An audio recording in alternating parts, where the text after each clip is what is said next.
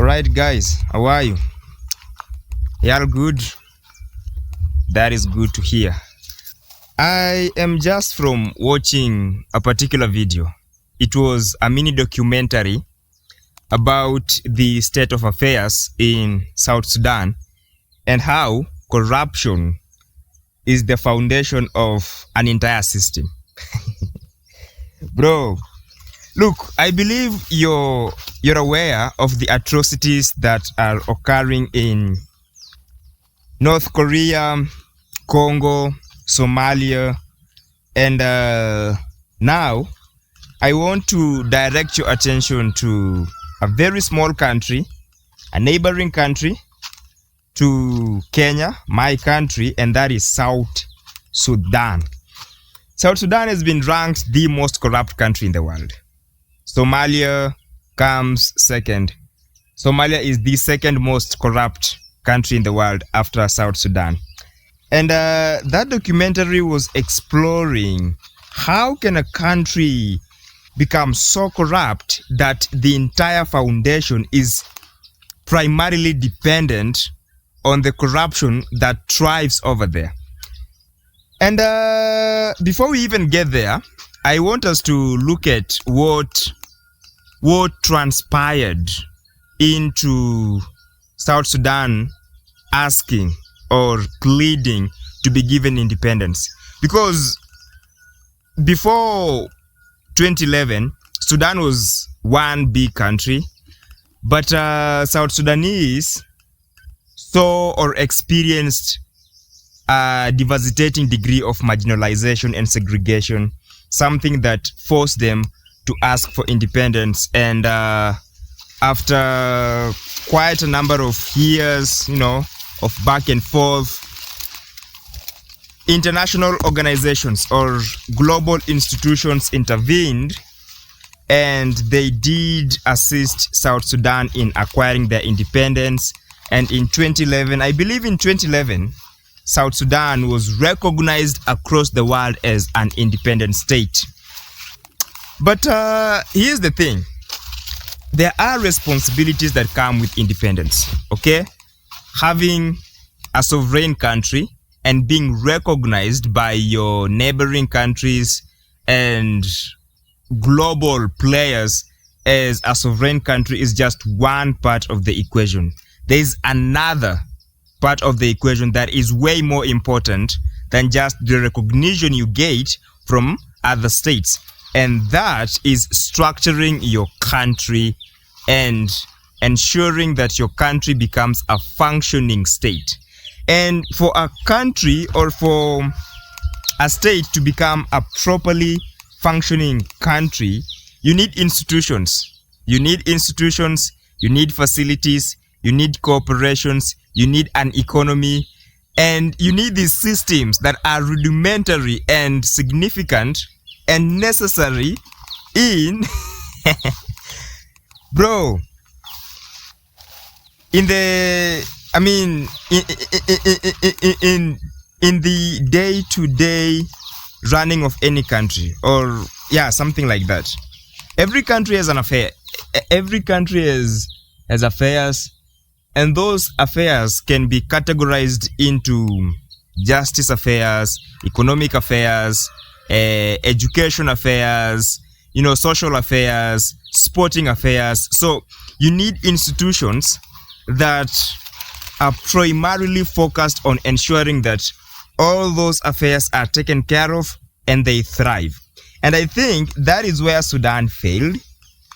And I also blame international organizations and global players that left Sudan to fend for itself after recognizing their independence, because that is not a proper way to help a country structure itself.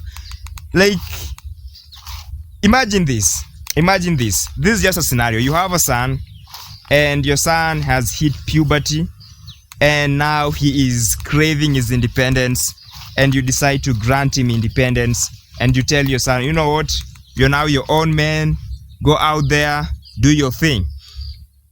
When you grant your son independence, a good father or a good parent doesn't just let their kid wander into the streets and fend for themselves. What usually happens is the father finds some sort of an activity that can keep their son busy, an activity that can educate their son, activity that can fortify their son.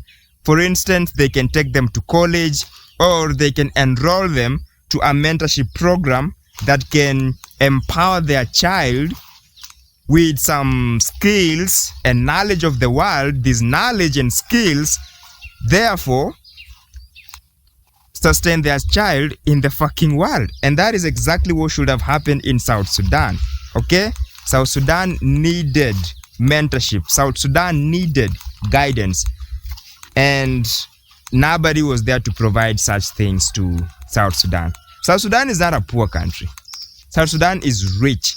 These guys have natural resources. They have oil, to be particular, because 90% of their national revenue is acquired through the exportation of crude oil. And any country that has natural resources in abundance is not a poor country. Okay? Is not a poor country. South Sudan might be desperate, but they are not poor.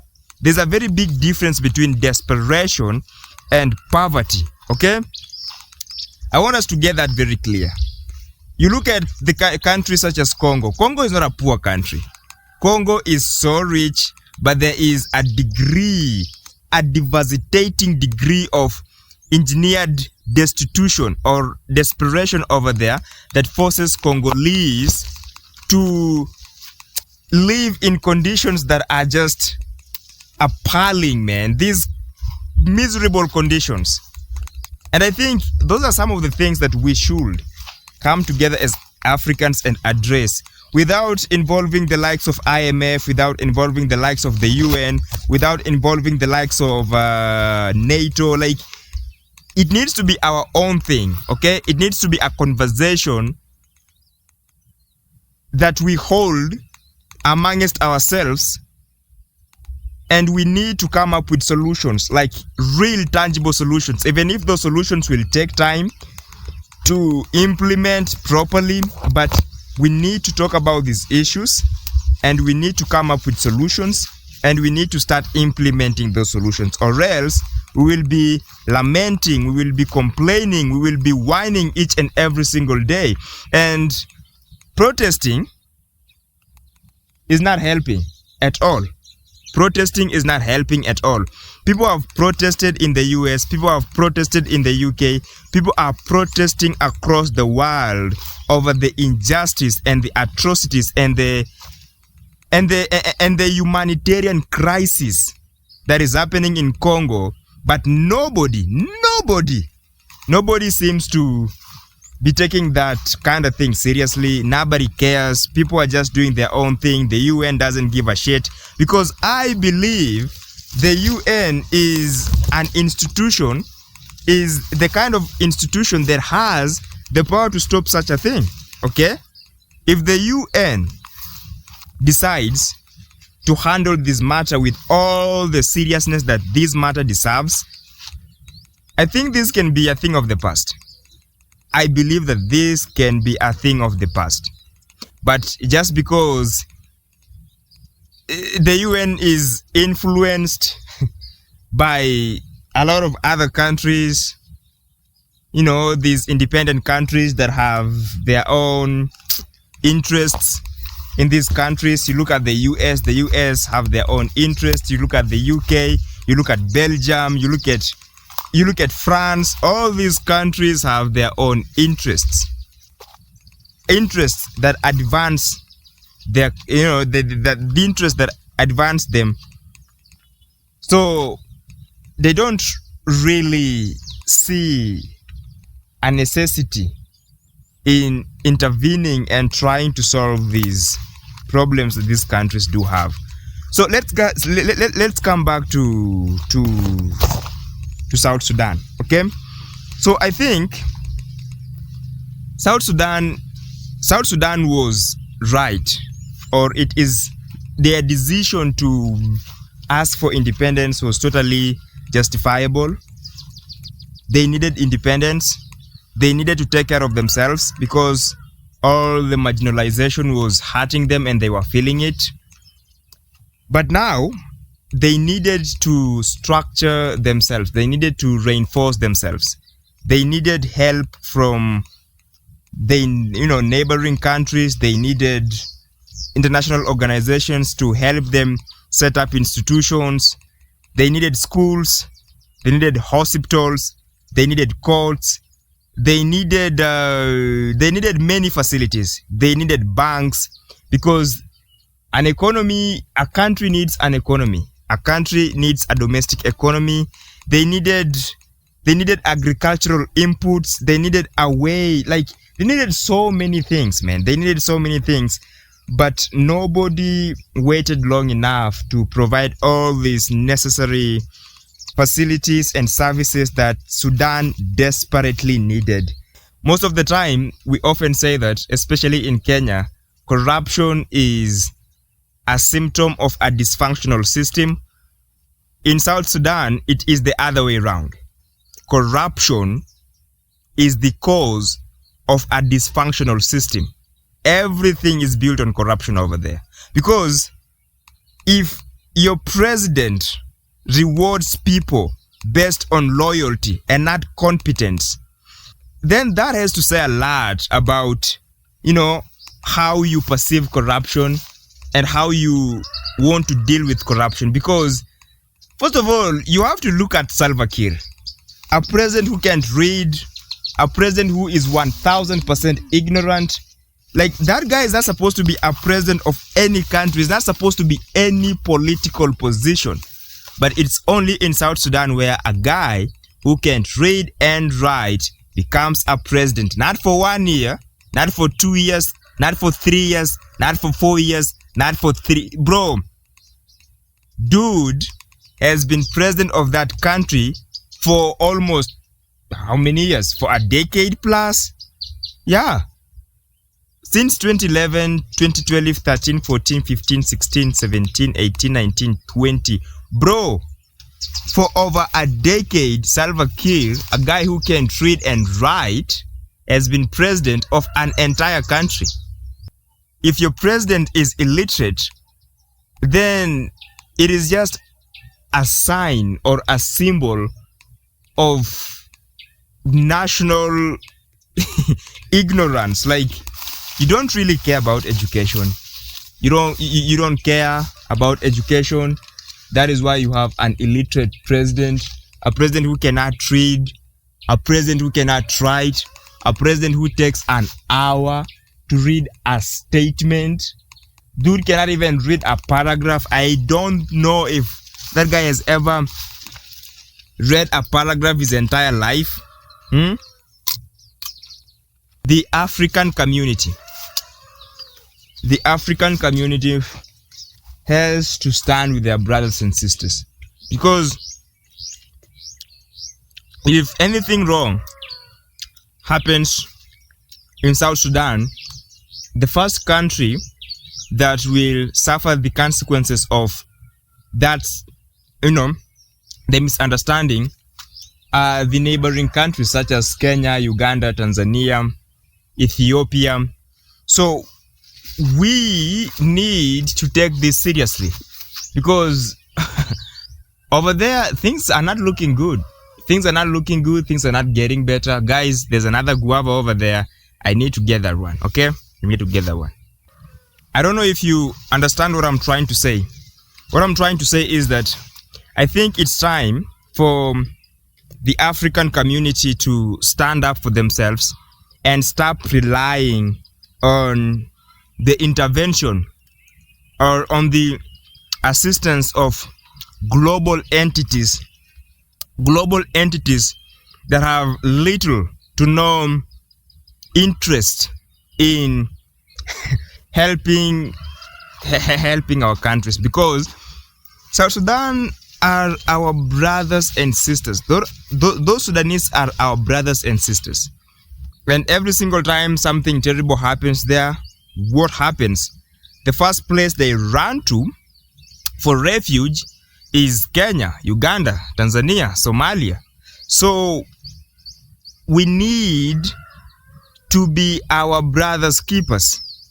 We just need to become good brothers and people who are sensitive and considerate of our fellow neighbors.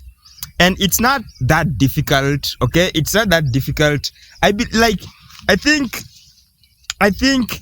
as Africans, oftentimes we do underestimate our own ability, okay? We have resources, we have brilliant people, we have ideas, we speak the same language, we can communicate way efficiently with them. Like, we can tell them that we are also going through the same things. Like, we've been there. Like, we can help these guys, okay? I am not saying that a country such as Kenya is way ahead in terms of, logistics or geopolitics or economy. Our economy is still very young, but our economy is better than that of South Sudan. And I think we can teach them a thing or two. We can teach them a thing or two. We have professors. We have our education system. It needs a lot of work, but it's not as terribly set up as South Sudanese. So I think we can help them learn a thing or two from our justice system, from our education system, from our Medicare or our healthcare system. We can help them. We can help them. We need to extend a hand. We need to show them that we care. Because if we let them if we let them drown in confusion, we let them drown in misery and suffering, we let them drown in pain, one of these days we are going to feel the consequences of all the terrible things that are happening over there. So I guess the point of this video is to, first of all, say that independence comes with a huge responsibility, and as much as South Sudan or South Sudanese have a part to play in the confusion that is happening over there, the global entities also have a part to play in the misery and the desperation that is happening over there. However, we as the African community does not need to always rely on global players to come and fix our problems. I think it's time that we pick up the mantle, we reach out, we conduct discussions, meaningful conversations, and try to guide them ourselves. Because a country like South Africa, a country like Ghana, a country like Kenya, a country like Rwanda, those are pretty, like, you look at Morocco, you look at all these countries like Egypt, these are countries that are established, properly established to a certain degree, and they have a tremendous amount of knowledge to share with a country like South Sudan. They can teach them a lot, man. Like, diplomats can go over there, think tanks can go over there, people who know how to set up these, like, people can go over there and just help these guys, okay? They can go over there and help these guys. They can set up their military properly. They can tell the president, hey, this is not how you run a country. You do not incentivize people who show loyalty to you. You only incentivize people who are competent in the government. It's funny I say that because my country is also going through the same thing, okay? We incentivize